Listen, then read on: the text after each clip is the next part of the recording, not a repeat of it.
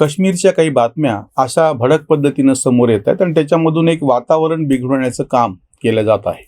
त्याला तशा पद्धतीचा प्रतिसाद नाही दिला तरच आपण त्या अतिरेक्यांचे किंवा कट्टरपंथीयांचे जे इरादे आहेत ते ध्वस्त केले असं होईल. म्हणून त्याच्या मागचं जरासं जी कारण मीमांसा आहे ती नीट समजून घ्या. ज्या काश्मीरी हिंदूंची हत्या करण्यात आलेली आहे, म्हणजे साधारणतः 11 हिंदू काश्मीरी पंडितांची हत्या त्या ठिकाणी करण्यात आली. शेखर गुप्ता ज्येष्ठ पत्रकार आहेत, त्यांनी एक सविस्तर व्हिडिओ करून अशाच पद्धतीने ह्यापूर्वी म्हणजे जवळपास 10 वर्षांपासून या कालखंडामध्ये कशा हत्या करण्यात आलेल्या आहेत हिची आकडेवारी समोर ठेवलेली आहे. त्याच्यामुळे ह्या हत्या पूर्वी झाल्यात का झालेल्या आहेत, फक्त आता ते ज्या पद्धतीनं त्या बातम्या भडक केल्या जातात त्याच्या कह्यामध्ये येऊ नका एवढंच आमचं सांगणं आहे. ह्याच्या संदर्भामध्ये 2014च्या नंतर जे नवं सरकार केंद्रामध्ये आलं त्यांनी ज्या पद्धतीनं कडक पावलं उचललेली आहेत किंवा उचलत आहेत त्याच्या धोरणाचा काही एक परिपाक पण दिसून येतो आहे आणि तो एक स्वतंत्र विषय आहे. म्हणजे काश्मीरच्या राजनैतिक आणि सामाजिक पातळीवरती काय काय केलं पाहिजे याच्या बाबतीमधलं.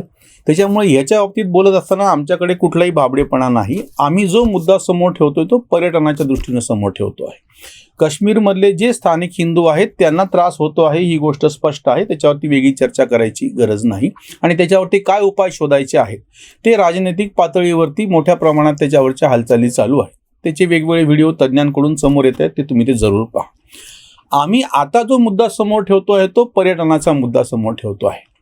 यावर्षी सगळ्यात जास्त रेकॉर्ड तोड म्हणजे 4 महिन्यामध्ये साधारणतः मार्च, एप्रिल, मे किंवा त्याच्या थोडंसं आधी फेब्रुवारीचे काही दिवस आणि आता जूनचे 15 दिवसापर्यंत ह्या 4-1 महिन्यांमध्ये प्रचंड प्रमाणामध्ये पर्यटक काश्मीरमध्ये गोळा झाले की त्यांनी वर्षभराचं पण रेकॉर्ड त्यांनी तोडलं. इतकंच नाही, 1 जूनपासून जी अमरनाथ यात्रा नेहमीप्रमाणे सुरू होते त्या यात्रेमध्ये 12 लाख परवाने वाटले गेले ते यात्रेसाठीचे.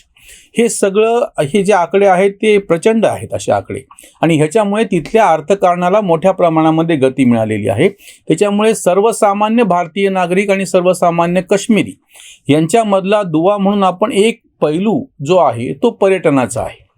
सामाजिक आणि राजकीय बाबतीमध्ये काय आणि कशी उपाययोजना करायला पाहिजेत हा वेगळा विषय परत एकदा मी सांगतो आणि त्याच्याकडे आम्ही बाबडेपणानं पाहत नाही. पर्यटनाचा जो मुद्दा असा आहे की एक सगळ्यात पहिलं काम सर्वसामान्य भारतीय करू शकतो म्हणण्याच्या पेक्षा त्यानं करून दाखवलेलं आहे. म्हणूनच आम्ही हा विषय समोर घेतो आहोत की तो पर्यटनासाठी ज्यांना पर्यटनासाठी बाहेर पडायचं आहे, जे किमान वर्षातून एखादी सहल कुठे करतात त्यांनी आवर्जून एक सहल काश्मीरमध्ये करावी आणि ह्यावेळेस मोठ्या प्रमाणात लोकांनी ते करून दाखवलेलं आहे. आणि त्याहीपेक्षा ह्या ज्या सर्वसामान्य भारतीयांनी ज्यांनी पर्यटनासाठी जाणं पसंत केलं त्यांना तिथला आलेला अनुभव पर्यटक म्हणून अतिशय चांगला आहे. हिंदू म्हणून तिथले नागरिक म्हणून त्यांना ज्या अडचणी येतात त्या वेगळ्या आहेत, तो स्वतंत्र गंभीर विषय आहे. पण पर्यटक म्हणून कुठलाही असो तो पर्यटक त्याला तिथला अनुभव अतिशय चांगला आलेला आहे हे मी तुम्हाला आवर्जून सांगतो. 25 मे ते 30 मे हे 5 दिवस सलग म्हणजे 5 रात्री आणि 6 दिवस मी स्वतः 22 लोकांबरोबर काश्मीरला होतो. इतकंच नाही, 26 तारखेला यासीन मलिकला हत्या जेव्हा त्याची शिक्षा जेव्हा सुचवली हत्येच्या बाबतीमध्ये त्याच वेळेस दल सरोवराच्या काठावरती आम्ही 22 लोक आमच्या ह्याच्यातले आणि बाकीचे तर शेकडो लोक होते बसलेलो होतो. त्याही क्षणी त्या दिवशी संध्याकाळी दल सरोवर पूर्णपणे फुललेलं होतं पर्यटकांनी, स्थानिक नागरिकांनी.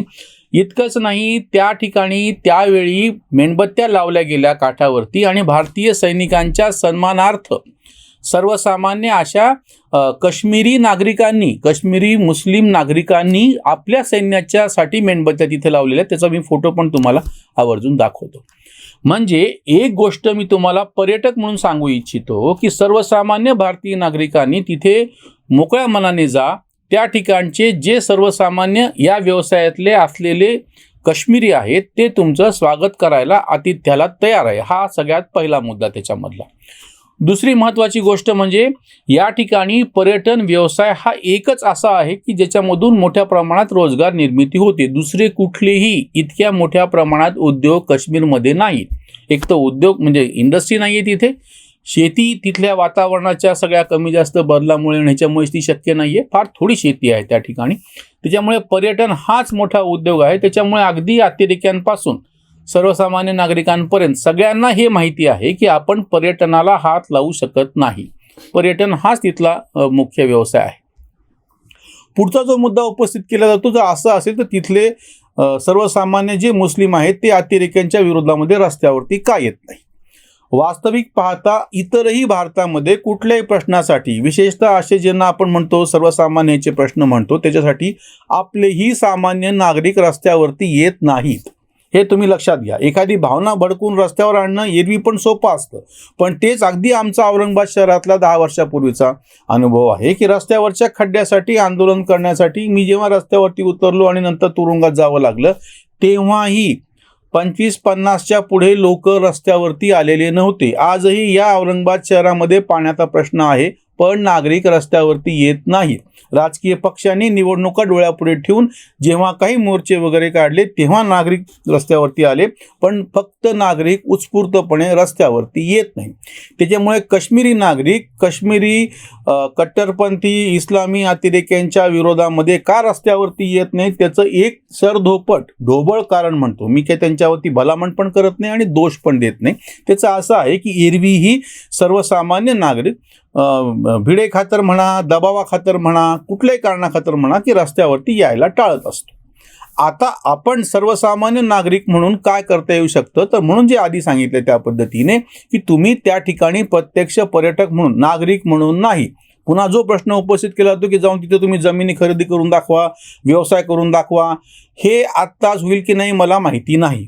माझा तो अनुभव नाही, त्या विषयातला अभ्यास नाही. मी पर्यटक म्हणून गेलो होतो म्हणून पर्यटनापुरता विषय सांगतो. बाकीच्यांना जसं वाटतं आहे की पर्यटन म्हणून पण जाणं बंद करा, त्यांची आर्थिक नाकेबंदी करा आणि मग ते वटणीवर येतील, असले अतिरेकी उपाय करून चालत नाही.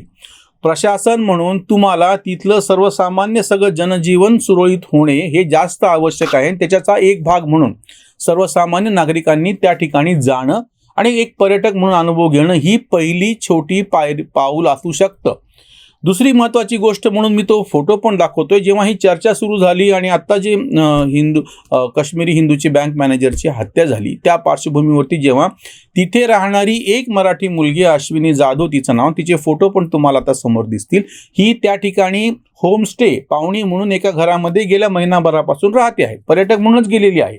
ती हैदराबादला MBA झालेली आहे, हैदराबादला मोठ्या कंपनीमध्ये काम करते, HR मध्ये कंपनीचं काही काम आणि स्वतःला फिरणं आणि सुट्ट्या असे ॲडजस्ट करून ती महिनाभरापासून काश्मीरमध्ये एक सर्वसामान्य पर्यटक म्हणून राहते आहे. हॉटेलमध्ये न राहता हॉटेल व्यावसायिक असलेल्या सोहेल पुरजा म्हणून जो तिथला तरुण आहे त्याच्या घरात ती राहिली. त्याची बायका, पोरं, मुलं, त्या घरातले सगळे त्यांचे फोटो तुम्हाला समोर दिसत आहेत.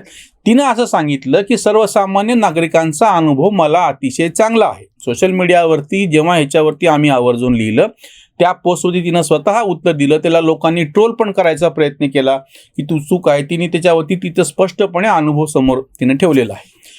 अश्विनी जाधव सारखी एक मराठी मुलगी हे धाडस करते आहे. मी काही तुम्ही इतकं महिनाभर जाऊन राहा असं म्हणत नाही अश्विनी सारखं, पण माझं तुम्हाला आवर्जून सांगणं आहे की एक सर्वसामान्य तुम्ही पर्यटक म्हणून जा. आता सीझन संपत आलेला आहे. आताचा पुढचा जो काळ आहे प्रतिकूल काळ असतो. वैष्णोदेवीच्या यात्रेला पण 12 लाख लोकांनी नोंदणी केली. त्यातले जे मराठी असतील, आपण मराठीचं पुरतं बोलतो म्हणून, त्यांनी आवर्जून तुमचे अनुभव सर्वसामान्यपणे सोशल मीडियावरती, समाज माध्यमावरती टाका. काश्मीरचं जे चित्र अतिरेक्यांच्या संदर्भामध्ये तयार करण्यात आलेलं आहे ते काही आम्ही नाकारत नाही आहोत. ती वस्तुस्थिती आहे. ती वस्तुस्थिती स्वीकारून सर्वसामान्य नागरिक म्हणून तुमचा आलेला अनुभव तुम्ही स्पष्टपणे समोर सांगा. म्हणजे आपल्याकडून आपल्याला ह्या प्रश्नाची उकल करण्याची एक छोटी वाट सापडेल. हे महत्त्वाचं, हे लक्षात घ्या. तिथला निसर्ग अप्रतिम आहे. भूमीवरचा स्वर्ग ज्याला काश्मीरला म्हणतात ते काही खोटी गोष्ट नाही आहे. तुम्ही तिथं कुठे जा. आणि अजून एक फार मोठा फायदा तुम्हाला होईल असं दिसेल. आता नवीन पर्यटनामध्ये महत्त्वाची मोठी जी 3-4 स्थळं आहेत, म्हणजे प्रॉपर श्रीनगर असो, पहलगाम असो, गुलमर्ग असो, सोनमर्ग असो, हे बाजूला ठेवून छोटी जी खेडी आहेत त्याही ठिकाणी पर्यटन वाढू शकतं. होमस्टे म्हणजे घरात जाऊन राहणे वगैरे हे प्रकार सुरू होऊ शकतात.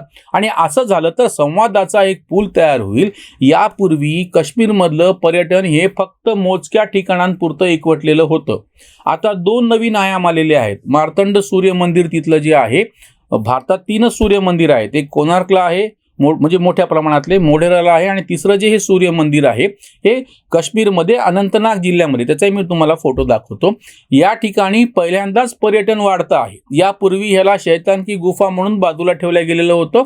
लेफ्टनंट जनरल मनोज सिन्हा यांनी त्या ठिकाणी पूजा केली आणि आता हे मंदिर पर्यटकांसाठी खुलं झाले. ASIने तिथं खूप चांगलं काम केलेलं आहे. म्हणजे ही जी अशी प्राचीन स्थळं आहे, दुसरं ममलेश्वर म्हणून पहलगामचं पण एक जुनं मंदिर आहे, पण ते छोटं आहे. शंकराचार्यांची जी टेकडी आहे प्रत्यक्ष श्रीनगरला दल सरोवराच्या वरतीच, ती पण अतिशय सुंदर अशी जागा आहे. ह्या सगळ्या ठिकाणी आता पर्यटन वाढतं आहे आणि छोट्या गावामध्ये पण पर्यटन वाढते. त्यामुळे पर्यटनाच्या दृष्टीनं ज्यांची तयारी आहे, परत मी सांगतो की हे भाबडेपणानं घेऊ नका. ज्यांची थोडीशी धाडसाची तयारी आहे, ज्यांचा विश्वास आहे, त्यांनी पर्यटक म्हणून तिथे जा, तुमचा अनुभव स्वतंत्रपणे सांगा. त्याच्यावरची ही उसंत वाणी. भुलावते जगा काश्मीरचे रूप, पर्यटक खूप गर्दी करी. हिमशिखरांची भटक्यांना साध, पावलांना नाद चालण्याचा. जनजीवन ये पूर्वपदावर, आतिथ्याचा स्वर मधुर हो. अमरनाथाची तयारी जोरात, चाले दिनरात मार्गकाम. फुलांनी भरल्या सज्ज साऱ्या बागा, काळजात जागा प्रवाशांना. संख्येचा उच्चांक गाठला गर्दीने, दादही दर्दीने दिली खरी. साध्या माणसांचे साधे हे उत्तर, साध्या माणसांचे साधे हे उत्तर, तज्ज्ञ निरुत्तर कांत म्हणे, तज्ज्ञ निरुत्तर कांत म्हणे. चर्चा करणाऱ्यांना चर्चा करू द्या. ज्यांना प्रत्यक्ष कृतीवरती विश्वास आहे अशा सर्वसामान्य भारतीय नागरिकांना मी स्वतः जो अनुभव घेतला त्या आधारावरती विनंती करतो की तुम्ही जरूर काश्मीरला जा, काश्मीरच्या पर्यटनाचा आनंद घ्या, तिथल्या आतिथ्याचा अनुभव घ्या आणि तुमचे अनुभव प्रत्यक्ष समाज माध्यमावरती तुम्ही स्वतः मांडा. बातम्यांवरती पूर्णतः अवलंबून राहू नका. बातम्या खोट्या आहेत असं मी म्हणत नाही, पण त्या अतिरंजित, भडक आणि अर्धसत्य सांगत आहेत, इतकाच आमचा फक्त आक्षेप आहे. इथेच थांबूयात.